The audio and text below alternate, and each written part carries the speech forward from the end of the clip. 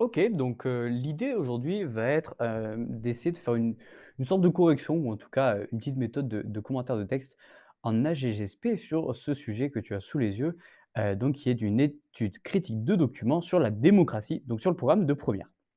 Alors, si tu as pas fait d'AGGSP jusqu'ici et tu es peut-être en réflexion, de ton choix de spécialité, beh, ça peut t'intéresser. Je t'invite à regarder la vidéo parce que le commentaire de texte ou l'étude critique de documents en tout cas, c'est un peu le travail de l'historien qui est le plus difficile, mais qui est le plus intéressant à la fois.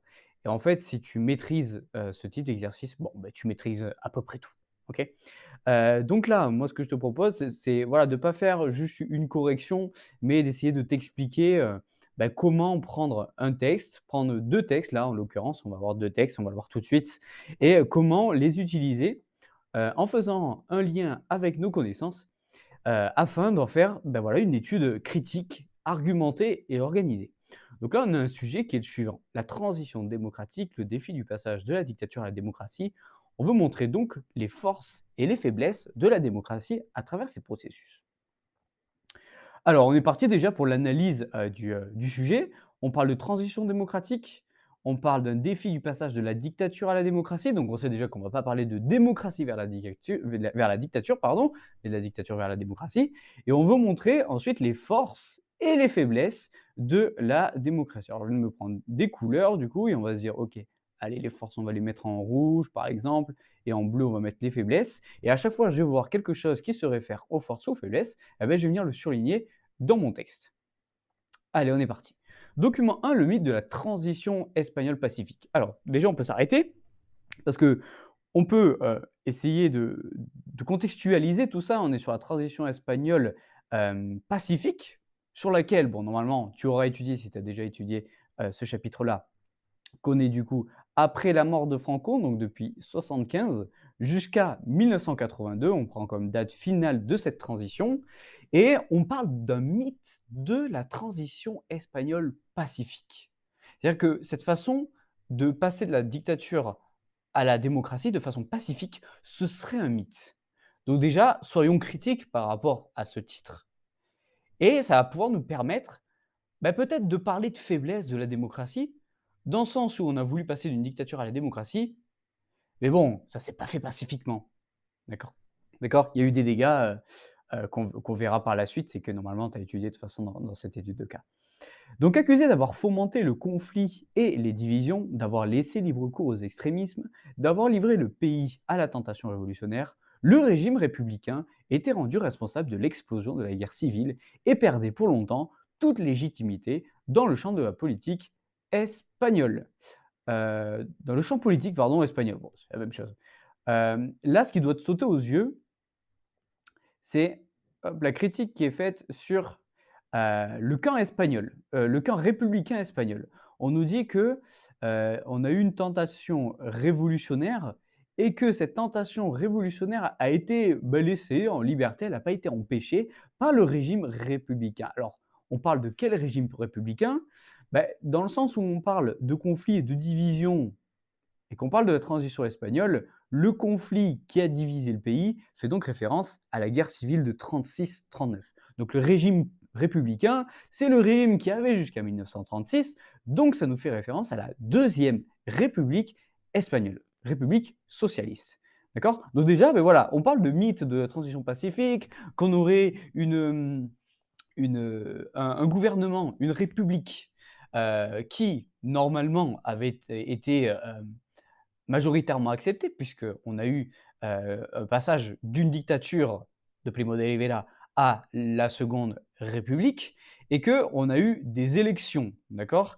Et donc à partir du moment où on a des élections, qu'on est en démocratie, techniquement ce régime doit faire, pas l'unanimité, mais au moins doit répondre aux attentes de la majorité de la population. Pourtant ici, on nous dit qu'il a été rendu responsable de l'explosion de la guerre civile et perdait pour longtemps toute légitimité dans le champ politique espagnol. Alors là, j'ai juste souligné régime républicain, mais on pourrait aller jusqu'à au moins ici, d'accord, qui montre que le régime républicain a affaibli la population, le peuple, et l'a conduit vers une guerre civile. Alors c'est là où on doit repenser à la démocratie, à ce qu'on sait de la démocratie, d'accord? Et peut-être ça te fera écho, si tu as déjà étudié ce chapitre-là, avec ce que nous dit Tocqueville de la démocratie. Tocqueville, il nous dit bien que, il y a certains risques à la démocratie, hein. Rappelle-toi qu'il allait aux États-Unis et qu'il s'est rendu compte de certains risques.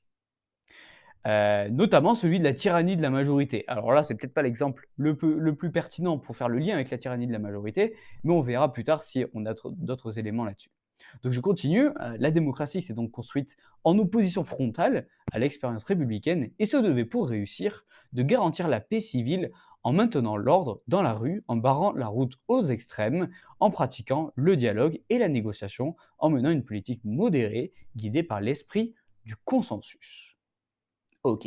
Alors là, on parle encore de faiblesse, hein, dans le sens où la démocratie devrait permettre de garantir la paix, sauf qu'elle l'a pas fait, elle n'a pas su maintenir l'ordre, que la guerre civile a explosé et elle n'a pas su surtout barrer la route aux extrêmes. Elle n'a pas réussi à le faire par le dialogue, ni par la négociation, ce qui alors l'extrême là pour le coup, hein, on fait référence, tac, ici au coup d'État et celui, mené par Franco. Et coup d'État, bon, qui a échoué, mais qui a eu quand même, qui a été l'élément déclencheur de la guerre civile. Je continue, c'est bien là, dans cette nécessaire transcendance du conflit par la recherche symbolique du consensus, que se situe à l'origine de cet esprit de la transition qui conditionne tant l'imaginaire politique espagnol. Alors là, on vient sur quelque chose d'un petit peu plus peut-être abstrait pour toi, mais quand on parle ici d'imaginaire, mince, c'est pas ça que je voulais faire, je prends juste le surligneur, tac, si j'arrive, hop, surligneur, merci, hop, ici. Donc on a, et bien alors, il veut pas. Voilà. L'imaginaire, ici, politique espagnol, qui fait écho avec, ici, le consensus. D'accord? Je ne sais pas si tu vois, j'espère que tu verras, ma souris, le point là qui se déplace là sur l'écran. Donc on parle de consensus, on en parle 2 fois et on fait le lien avec l'imaginaire politique espagnol. Comme si, la, Seconde République espagnole aurait permis de créer un consensus et donc n'aurait pas, pu laisser passer une guerre civile. Or, ce consensus est de l'ordre de l'imaginaire politique espagnol. D'accord? Et là, quand on parle de ce consensus, on nous ajoute que c'est l'esprit aussi de la transition. Donc la transition de 75 à 82, on dit qu'elle s'est faite par esprit de consensus. Et tout ça, c'est un mythe. C'est-à-dire que quand on dit que, il y a eu une transition, que tout le monde a été d'accord pour partir de la dictature, pour aller petit à petit vers une démocratie et que ça s'est fait par consensus, c'est totalement faux. D'accord? Donc là, il faut être hyper critique par rapport à ce point-là. Ça n'a pas été fait enfin, de façon apaisée, sans tension. Pourquoi? Parce que normalement, tu l'as étudié, qu'il y a eu un certain nombre, notamment d'attentats, terroristes de l'État, par exemple. C'est-à-dire, on a eu un certain nombre d'organisations qui ont commencé à faire leur apparition pour, s'opposer à, une première constitution qui avait été approuvée déjà en 78. Le souci de cette constitution de 78, c'est qu'elle a fait polémique dans le sens où il y a un article qui mentionne l'indissolubilité de l'unité de l'Espagne. Ça veut dire que l'Espagne est un tout, l'Espagne est un ensemble et qu'on ne peut pas, hem, séparer certains territoires. Alors ça laisse quand même le droit à une certaine autonomie des régions, mais ces régions sont indissociables de l'unité de l'Espagne. Ce qui fait que quand on a un certain nombre de régions qui cherchent à avoir de plus en plus d'autonomie, voire l'indépendance, comme la Catalogne, comme la Galice, comme la région de Valence ou comme l'État, le Pays basque, d'accord? Voilà, on a des relations qui commencent à se tendre et qui mènent, si on va dans le cas extrême, à un certain nombre d'organisations terroristes et qui essaie de créer tout simplement de la peur pour essayer de changer les choses. Donc voilà, déjà quand on parle de mythe de la transition, pacifique, c'est absolument faux. Pourtant, on n'a même pas terminé de lire le texte qu'on peut déjà dire: «Bon, mais voilà, c'est vraiment un mythe, cette transition espagnole pacifique». Donc tout ça, c'est le hiatus entre cette unanimité affichée, c'est-à-dire qu'on va montrer qu'on est, tous unis, on veut tous avoir une transition. Tac, du coup ça, on va pouvoir le mettre en bleu parce que c'est encore une faiblesse dans le sens où on nous dit qu'il y a unanimité, on s'affiche tous ensemble, c'est-à-dire qu'il y a une coalition qui a été, formée après la mort de Franco pour essayer de rédiger une première constitution. Sauf qu'en réalité, à l'apparence bien plus conflictuelle, qui a guidé notre travail d'historienne et nous a poussé à considérer de plus près le caractère prétendument pacifique de cette transition modèle.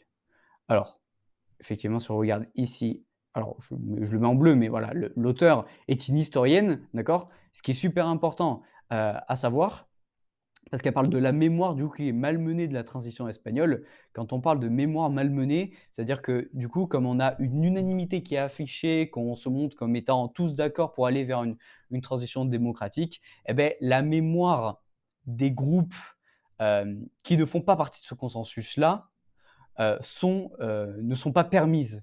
Si tu veux, on ne peut pas faire mémoire si on n'accepte pas, heu, certaines choses, certains événements qui ont pu se passer, par exemple.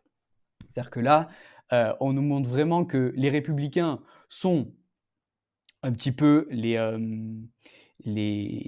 les responsables de la guerre civile et donc ça veut dire que les républicains qui ont pu souffrir de la guerre civile ou après, pendant le régime de Franco, la mémoire ne peut pas se faire si on ne les reconnaît pas. Voilà, donc ça, c'était juste un petit aparté. Donc on continue à lire, hein. Oui, la violence avait été bien réelle. Effectivement, la violence a été réelle.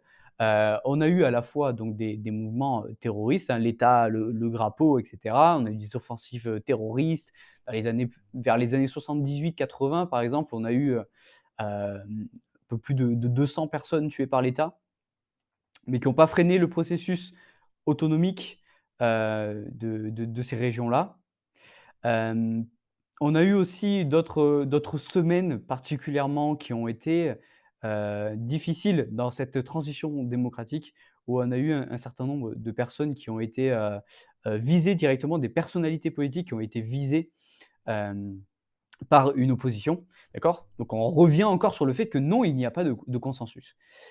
Ensuite, tac, tac, tac, j'en étais ici. Donc la violence a bien été réelle, la période ayant même été l'occasion de l'explosion d'un nouveau cycle de violence. Voilà, donc on est tout à fait dans le mythe. Le premier depuis la fin de la guerre civile et l'épisode répressif immédiatement postérieur. Donc en plus de ça, il y a eu une répression du gouvernement.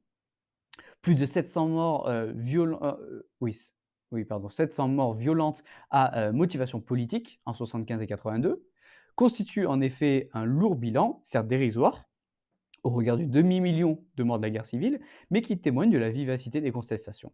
Loin d'égratigner le processus de changement, loin de se réduire à des marges négligeables, la violence a même heurté le cœur de la construction de la démocratie espagnole, au point de la farouche volonté de l'exclure, au moins symboliquement, de l'horizon démocratique, a conduit à l'oubli, ou pire, au déni collectif de l'existence même du conflit.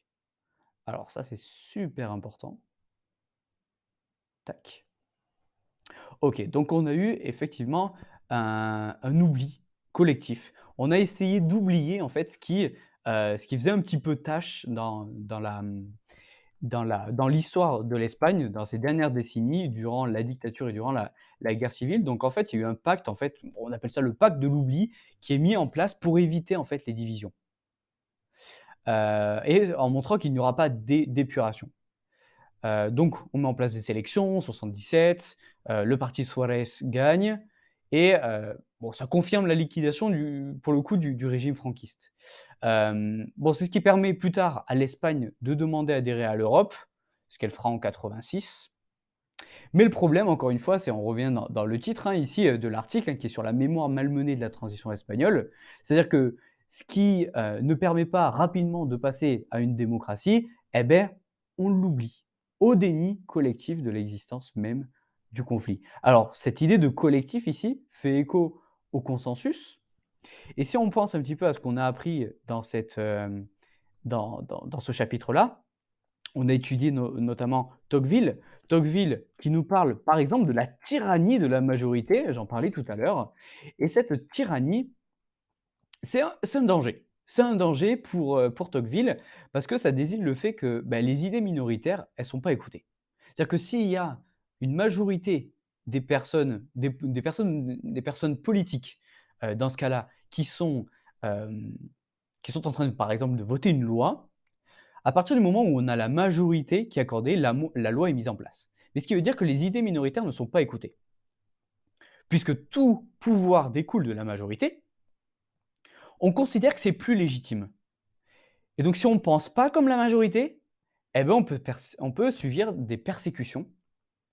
C'est pour ça qu'on parle ici de mémoire malmenée. OK? Donc là, il y a pas mal de faiblesses, hein, qui sont démontrées dans ce document-là, hein.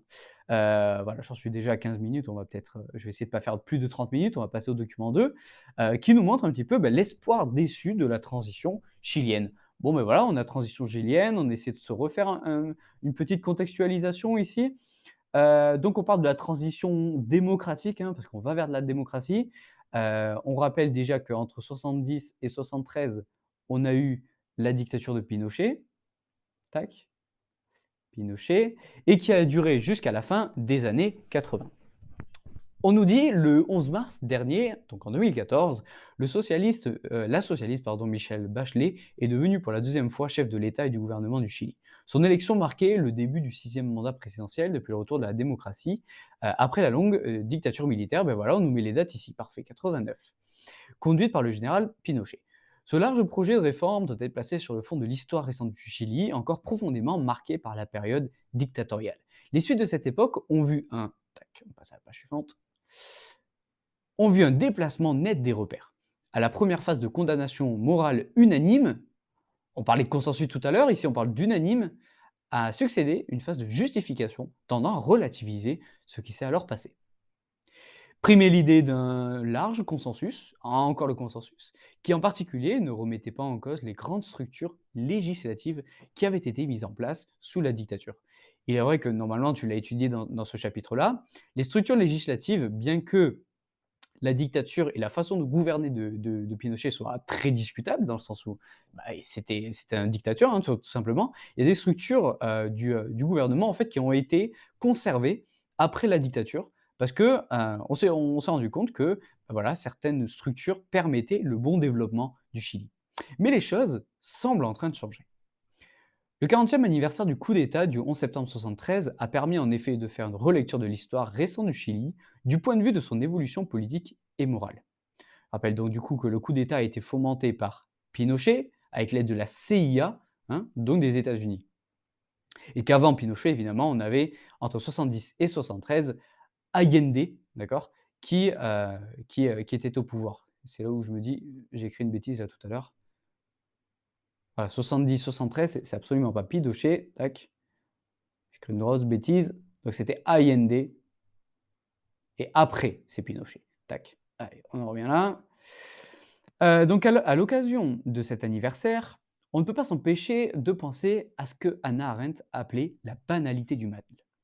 Alors la banalité du mal, c'est une expression hyper connue de Hannah Arendt. Hannah Arendt qui est une historienne magnifique pour le coup et qui a notamment, participé au, procès des principaux responsables nazis après la 2 Guerre mondiale et notamment de Eichmann et tout simplement dire la banalité du mal, c'était pour essayer de faire comprendre aux juges à l'époque que faire le mal, c'est-à-dire par exemple exterminer, des personnes de confession juive, ça devenait banal en fait, dans le Troisième Reich, ça devenait normal.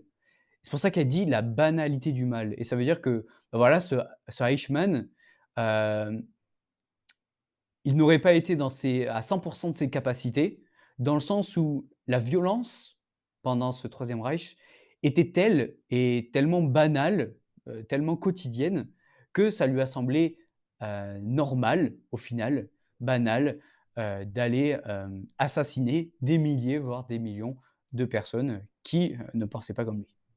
Qu'est-ce qui a fait que tant de gens ordinaires n'ont pas cherché à voir, se sont laissés gagner par des explications absurdes ou souvent des théories hasardeuses pour justifier le terrorisme d'État? Alors encore une fois ici, on est dans une sorte de faiblesse de la démocratie. Tac, ouais, alors ça fait peut-être un petit peu beaucoup là surligné, mais on va aller jusqu'ici. Cette phrase-là fait, écho à ce qu'on appelle le populisme. C'est ce discours qui va constamment opposer le peuple à, une élite et qui va parler au nom du peuple en disant: «Moi, je suis, issu d'une famille, défavorisée, modeste. Moi, je sais ce que c'est vivre dans la misère. Moi, je sais ce qu'il faut faire pour améliorer la condition de la majorité de la population. Donc moi, je veux vous représenter, arriver au pouvoir et améliorer votre vie, tout simplement». Un discours populiste, ça peut être à la fois un discours de la gauche ou de la droite, mais ce que nous dit ici l'auteur, c'est qu'il y a eu des explications qui sont absurdes, c'est celles que je suis en train de te donner là, qui ont été soutenues par des théories hasardeuses, comme du terrorisme d'État, là dans le cas du Chili, et que ces gens ordinaires, les gens du peuple, n'ont pas cherché à voir. Et là, ça doit nous refaire penser à un autre risque dont nous parle Tocqueville, c'est celui du despotisme ou de la tyrannie douce. Bon, c'est le risque populiste. C'est selon lui la situation où, en fait, face à des citoyens désintéressés par leurs devoirs politiques, des politiciens sans scrupules et ambitieux parlent au nom du peuple. Et là, on est tout à fait là-dedans. C'est-à-dire que Pinochet a un discours populiste, dans le sens où il met encore une fois en avant le fait qu'il représente le peuple.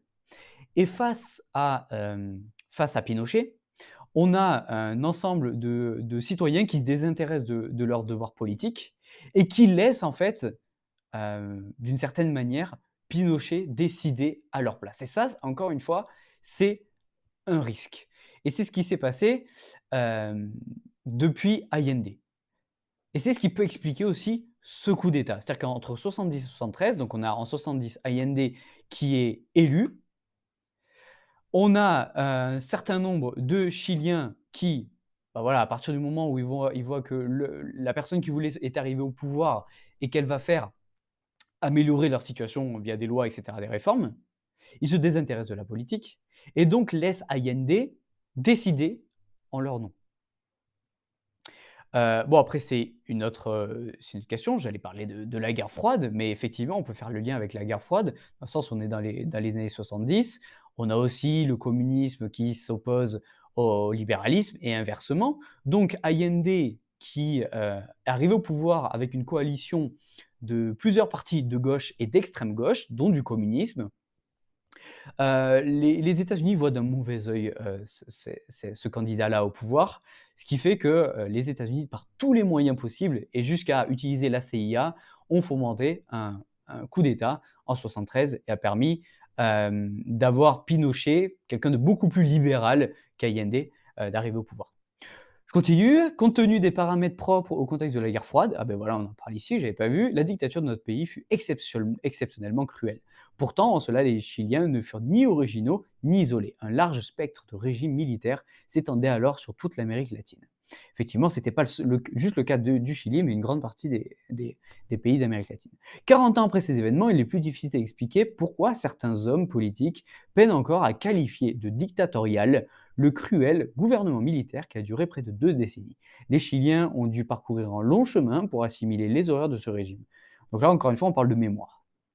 Comme le disait de manière prophétique en 79 un collaborateur de Mensaje, récemment disparu, par Ramon Ángel Cifuentes Gref, ce qu'il nous a été donné de vivre au Chili pendant ces années paraîtra invraisemblable aux générations futures.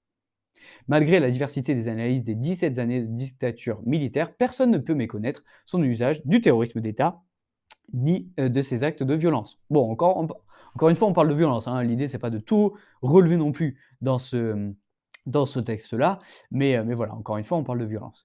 Notre pays continue d'être marqué par les divisions de l'époque, du gouvernement de Salvador Allende, qui fut le prélude de l'effondrement institutionnel qui signifia la dictature du général Pinochet. La fracture politique et sociale qui entraîna alors la crise continue à se manifester aujourd'hui dans notre société, dans le vote des citoyens.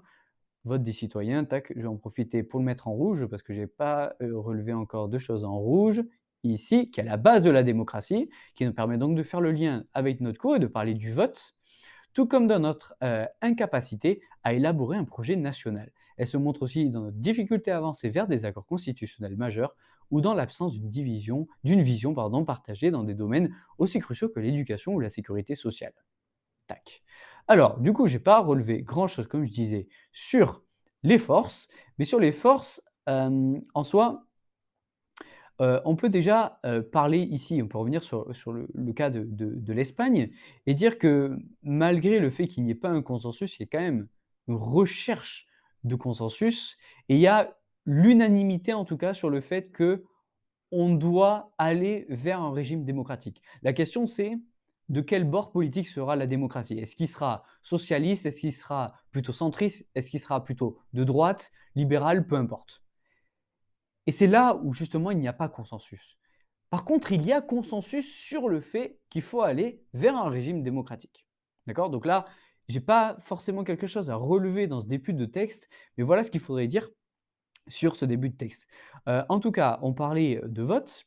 Ça nous permet de faire, le lien avec, bah, ce que nous dit par exemple Constant, hein, sur notre démocratie et sur la liberté en démocratie et d'essayer de faire, beh, peut-être la différence entre ce qu'il appelle être représenté, donc la démocratie représentative ou la démocratie, où on participe directement, qui est la démocratie directe. Ici, on est plutôt sur des démocraties représentatives, d'accord? Celle d'Allende, par exemple, ou celle ensuite, de la transition démocratique, celle de Suarez, par exemple, où on a eu des élections. Voilà, donc on a quand même une place du vote qui est assez importante et donc l'idée, c'est qu'à partir de tout ce que tu as relevé, alors là, en numéraire, c'est un petit peu compliqué, tu auras peut-être 1 heure, toi, pour tout relever, pour faire un plan.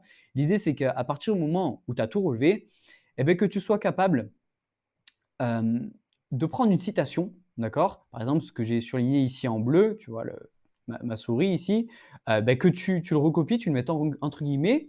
Oublie pas de numéroter les lignes, hein, 5, 10 et cetera. Tu relèves les lignes et ensuite tu viens à chaque fois expliquer. C'est-à-dire, c'est pas juste relever, mettre des, bouts de citation à droite, à gauche, mais dire par exemple dans une première partie. Hem, alors, il faudrait voir comment tu fais ton plan, mais on veut montrer les forces et les faiblesses. Par exemple, pour les faiblesses, comme j'ai parlé pas mal de faiblesses, on pourrait dire que, la majorité, peut déboucher sur quelque chose de tyrannique selon Tocqueville et là, tu prends, une citation, quelle qu'elle soit, celle qui te semble la plus pertinente dans le texte et à partir de cette citation, tu viens l'expliquer avec tes propres mots, d'accord? Il y a 2 documents. Ne surtout pas partager les 2 documents. C'est hyper important de ne pas les partager, de les étudier. Alors je sais que ça ne parle pas forcément du même pays, ça parle en tout cas d'une transition démocratique dans les 2. Donc ne les partage surtout pas. Il faut que tu les mélanges, d'accord? Et après essaie alors là on te guide, hein, dans le sujet, on te parle de force et de faiblesse. Donc en gros on te dit: «Donne les forces dans une première partie et les faiblesses dans l'autre». Après, l'idée, c'est qu'à partir du moment où tu as pris tes arguments que tu as tirés des documents, et beh, que tu ajoutes des connaissances. Alors là, j'ai été très synthétique. Je veux pas que la vidéo dure plus de 30 minutes, mais tu as 1 heure au moins et au bac, tu as 2 heures pour faire un vrai plan détaillé avec problématiques et cetera. Donc on prend son temps. On part bien toujours des documents pour aller ensuite vers nos connaissances et on est critique. C'est-à-dire il ne faut pas accepter ce qu'on nous marque, il faut critiquer. C'est peut-être faux, c'est peut-être vrai, peu importe, on critique, d'accord? On montre notre esprit critique. Donc par rapport à l'organisation, on a une introduction avec 3 alinéas. Premier alinéa au début, on commence à définir les notions du cours et cetera. On revient à la ligne alinéa problématique, on revient à la ligne alinéa annonce du plan. Ensuite, un alinéa à chaque fois qu'on commence, un paragraphe et à chaque fois qu'on revient à la ligne, on refait un alinéa et ça veut dire qu'on change d'argument, donc de sous-partie. Entre les parties, on peut sauter 1 voire 2 lignes, histoire de bien aérer tout ça et on fait une conclusion encore une fois avec un alinéa et une ouverture par la suite. Voilà, j'espère que ça aura été clair, je ne fais pas plus long. Si tu as des questions, n'hésite pas.